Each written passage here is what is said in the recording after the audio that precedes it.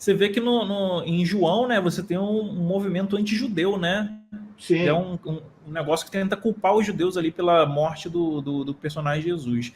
Mas e essa questão do Pilatos? Houve, no caso, um funeral de Jesus? Ele ressuscitou? Como é que o senhor enxerga essa questão? É tudo mito?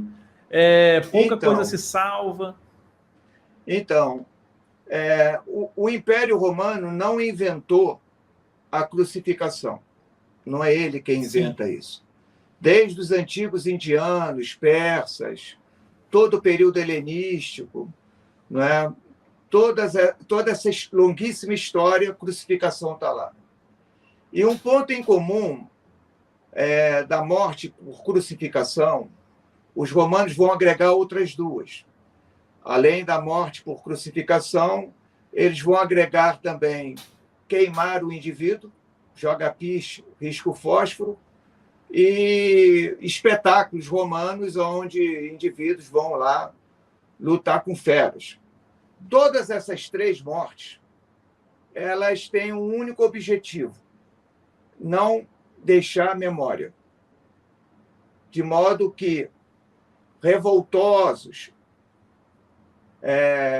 indivíduos que perdem na disputa do poder, né? Eles não podem construir memória. É como se Bin Laden fosse enterrado.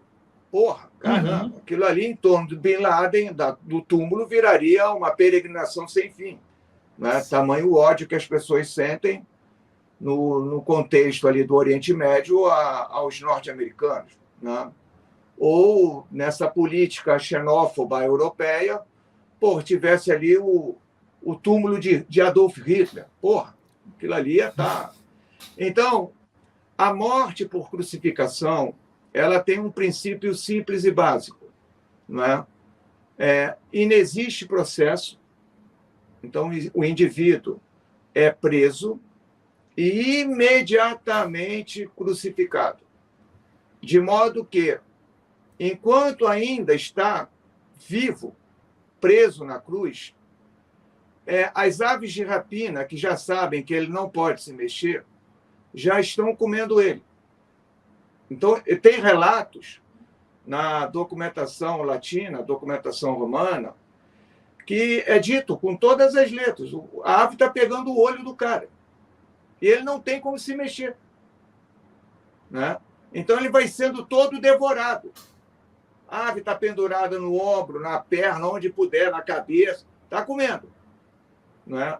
Em média, 8, 10 horas depois, esse cara já está morto por câimbras violentas e asfixia. O pulmão vai ser comprimido, o cara não vai mais respirar. Isso também está produzindo câimbras. É violento. 3 dias depois, 4, o corpo já caiu. E os chacais e cães, né, terminam de fazer o serviço. Por isso você não encontra. E olha, a Via Ápia é bem escavada em Roma. Você não encontra nenhum osso dos revoltosos de Espartacos que foram escravizados. Quantos foram São crucificados? milhares. Milhares, né? Milhares. Então, não existe absolutamente, dentro da lógica romana, não existe a possibilidade de você crucificar alguém e esse alguém ser enterrado. Claro que alguns dos nossos ouvintes devem estar dizendo assim: não, mas em 1968, em Jerusalém, foi encontrado um pequeno osso com um prego encravado no calcanhar, o que prova que o indivíduo crucificado, né, foi enterrado. Mas isso é ponto fora da curva, porque nós estamos falando de milhares e milhares e milhares e milhares de indivíduos. Recentemente, no Palatino, também foi encontrado um osso com uma perfuração, o osso do calcanhar, suspeita-se que também seja de crucificado. Mas a lógica, não é? Porque esses são pontos fora da curva. É como dizer, no Brasil não tem racismo, olha o Pelé. Porra, quando tu nomeou, é porque tem. Entende? Já está implícito. Né? Não, porra. Olha aí o jogador de futebol fulano de tal. Olha o cantor fulano de tal. Porra, quando tu nomeia, porra, é que tu já está dizendo, tem muito racismo. Então, a situação não existe julgamento. Aí é que entra um dado interessante. Né? Os autores que estão produzindo um evangelho, eles já sabem o que aconteceu. Eles sabem. Mas, como eles também não têm noção nenhuma de que estão escrevendo uma escritura, eles estão escrevendo um texto, onde, nesse texto, não é, esses autores que têm fé, né, que acreditam que Jesus ressuscitou, eles precisam resolver essas situações. Então, como eles vão resolver essas situações?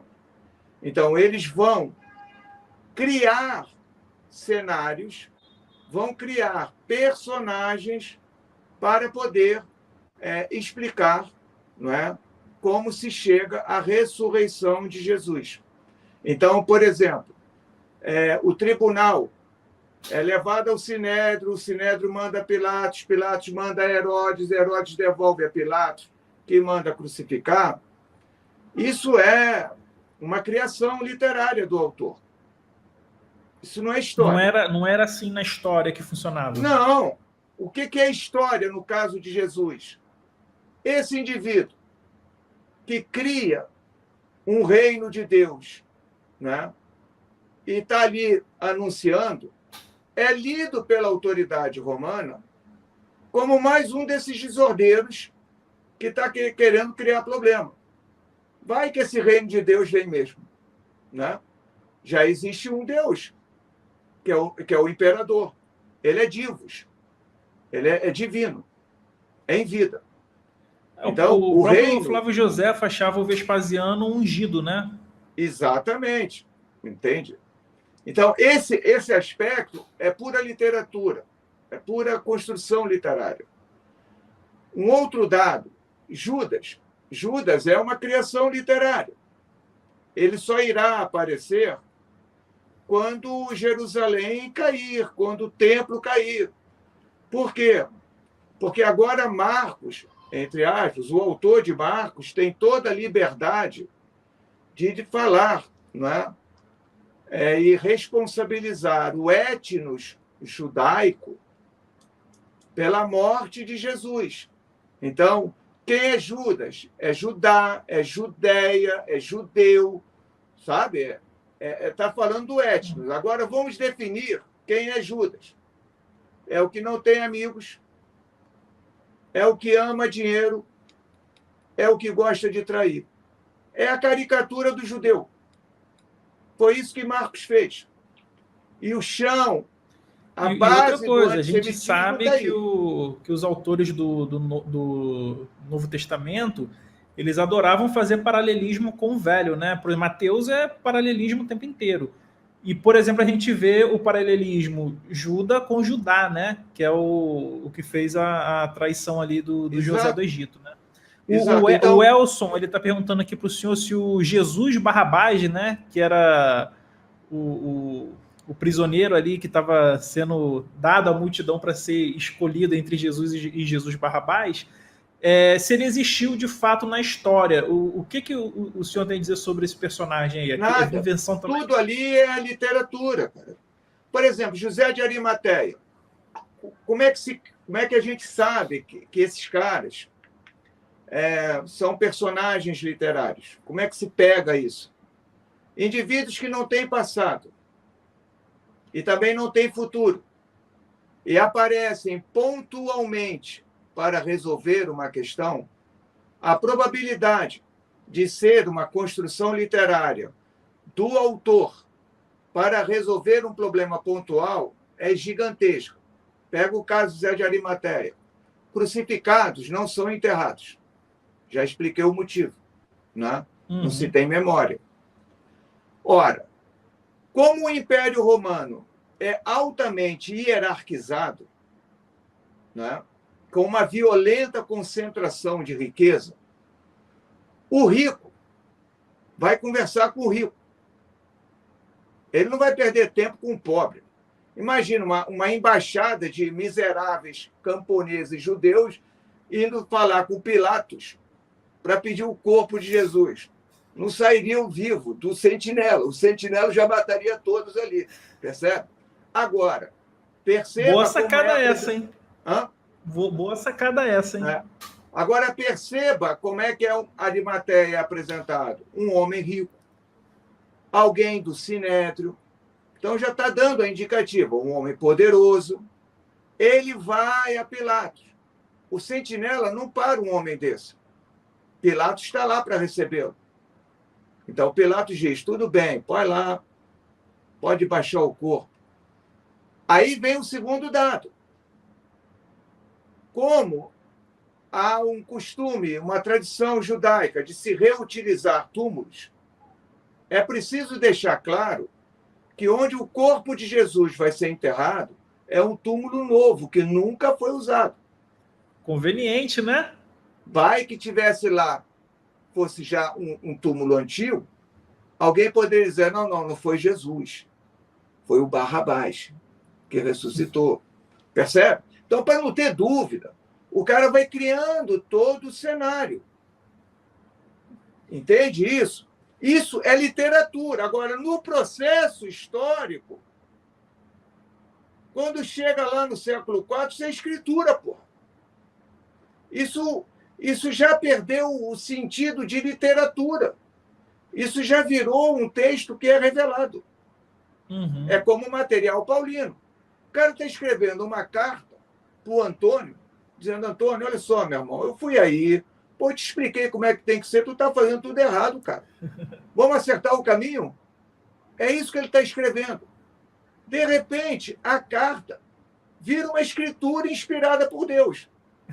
Então, e é juntada com outros livros, né? E as pessoas vão falar que um concorda com o outro, sendo que não concorda, né? Exato. Então, a construção de personagens, elas são absolutamente comuns nas literaturas mediterrâneas. Não tem nenhuma novidade nisso.